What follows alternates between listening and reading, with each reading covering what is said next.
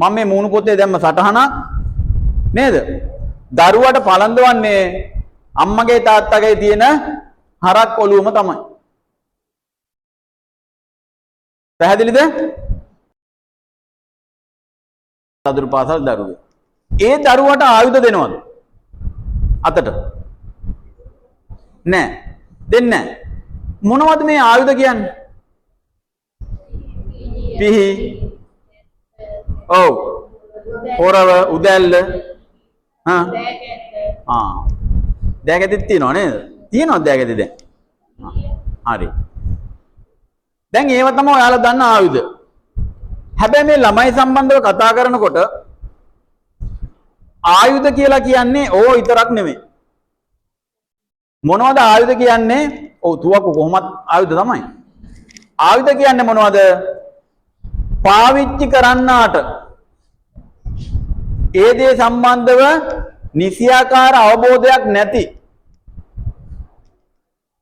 ඒ අවබෝධයක් නැතුව පාවිච්චි කරොත් එයාට සහ වෙනත් පාර්ශවයකට හානියක් වෙන දෙයක් තියෙනවා නම් ඒක දරුවන්ගේ පැත්තෙන් බැලුවම ආයුධයක් තමයි.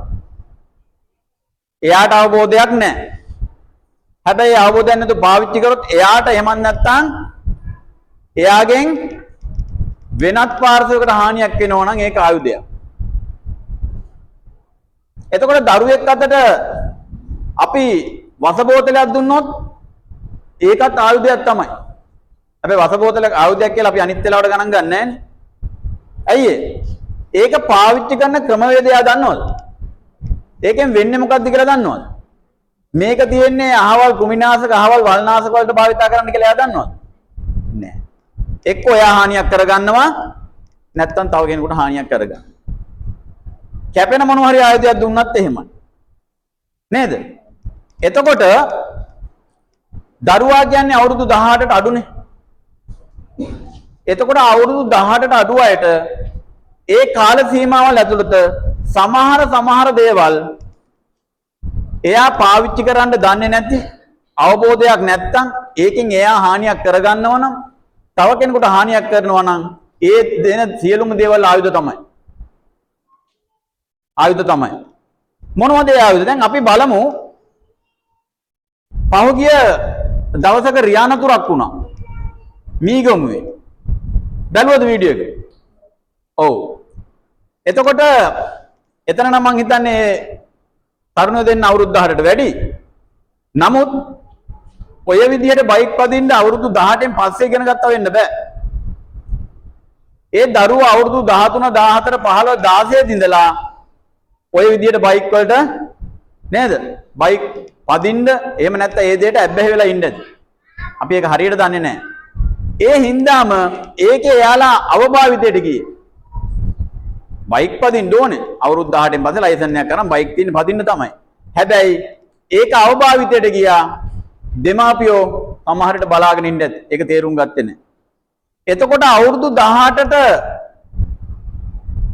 අඩු දරුවෙකුට ඒ කියන්නේ ලයිසන් එකක් නැහැනේ. ලයිසන් එකක් තියෙනවද? නැහැ.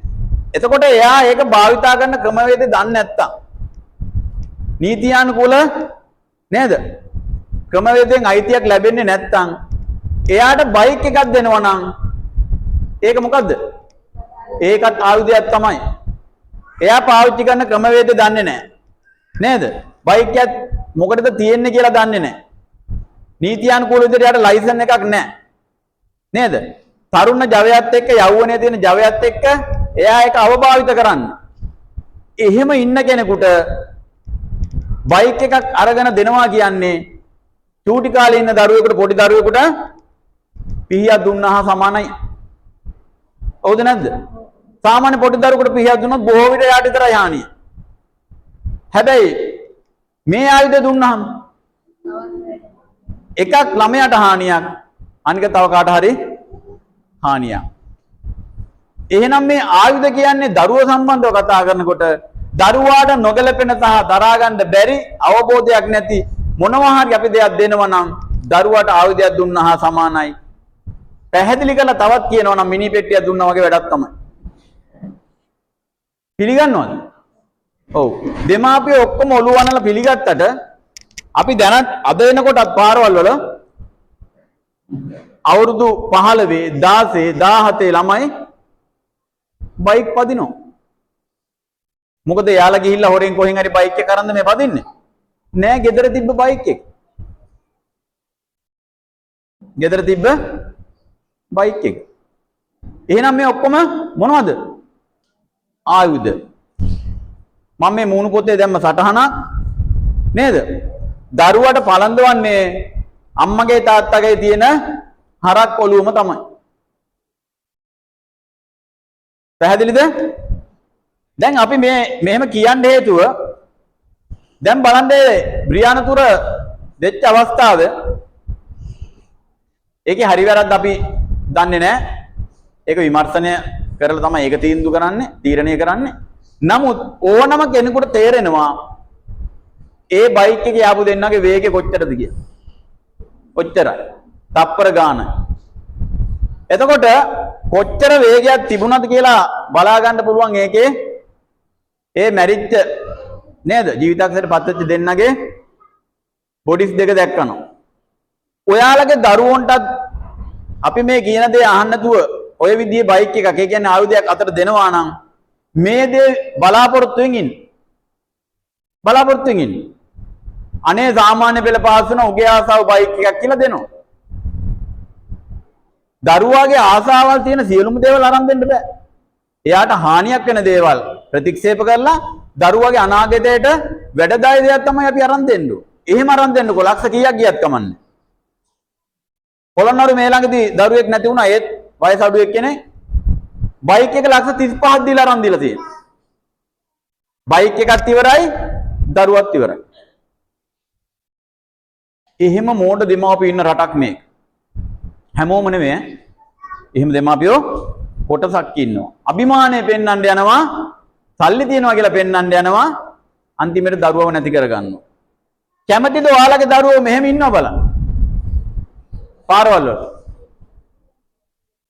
මේ විදිහටම ඉඳී මේ දේ කරොත් උන්ට මතක තියාගන්න මේ විදිහටම බලා ගන්න ලැබෙයි. මේක දැක්කහම තේරෙනවා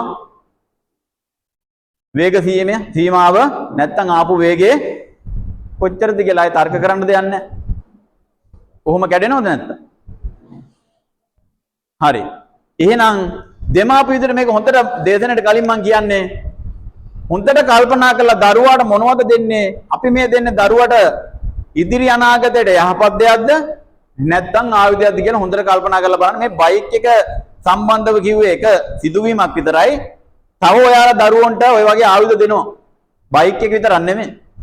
සමහර ගෑනු ළමයිට ඔයාලා ආයුධ දෙනවා. පාවිච්චි කරන්න දන්නේ නැහැ.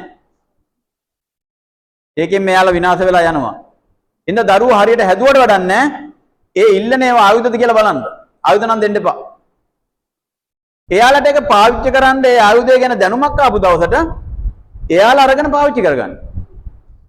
එතකන් කලබල වෙන්න එපා. දැන් චූටි කාලේ දරුවෙකුට පිහියක් දෙන්න නැති වුණාට පළතුරු ගෙඩියක් කපන්න පිහියක් කිල්ලුවට චූටි දරුවෙකුට දෙන්න නැති වුණාම හැබැයි අවුරුදු නේද 10ක් 15ක් වගේ වෙනකොට පිහියක් කිල්ලුවම නොදින්නවද? එතකොට දෙනවා ඇයි ඒ? එතකොට එයා ඒක ගැන අවබෝධයක් තියෙනවා කියලා ඔයාලට තේරෙනවා. මෙයා අත කපා ගන්න නැතුව අඹ ගෙඩියක් කපා ගන්න ඒ හින්දා අපි පිහිය දෙනවා. හැබැයි පොඩි කෙනාට දෙන්නේ නැහැ. ඒකම තමයි මෙතනත්. මෙයා මේකෙන් අනුතුරක් කරගන්න වයසේ ඉන්නේ දැනුම් තේරුමක් නැහැ. ඒ හින්දා දෙන්නේ නැහැ. හැබැයි දෙමාපිය විදියට ඔයාලට දරුවට බයික් එකක් අරන් දෙන්න ඕන නම් ලයිසන් එකක් අරන් දීලා සාමාන්‍යයෙන් ඔය බොහොම ටික කාලේ ඕක තියෙන්නේ. ඔය ජවේ. ඊට පස්සේ එයා අපි හයියෙන් යන්න කිව්වත් එයා හිමීට යන ඔය රියානතුරු වෙච්ච ඒවා දැකලා එයාටම හිතිලා මට්ටු වෙලා නේද? යාළුවෝ මට්ටු වෙන ඒවා දැකලා එතකන් ඉන්න. පැහැදිලිද? හරි.